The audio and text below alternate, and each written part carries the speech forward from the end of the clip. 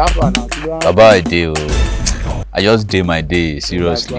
Alone. I want this in our street, yeah.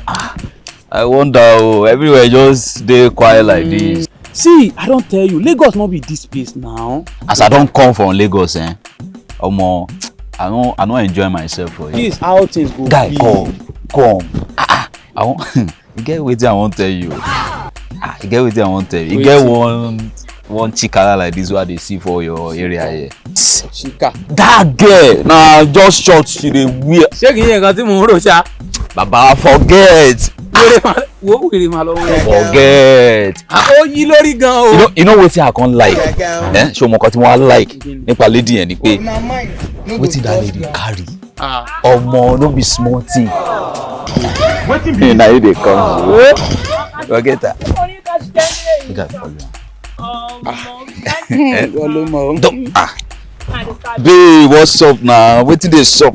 Omo, see babe, now you dey follow talk now. Who be this now? Wetin dey sup? Why you touch me like that? Calm down. Nyami wetin? See, come. Now you dey follow talk. Why you touch me like that? You dey mad? Yes. Where you know this one? Since I don't come this kaba, you understand? Where I don't dey see you. You know wetin I like about you? Na that thing wey you carry, omo, me I wan enter that thing. I fall for you, I dey tell you. You dey fall for me? Omo. Tete say I dey love. Forget. Who bring bolo? Understand. You dey mad? You no dey whine me, sha. You know me.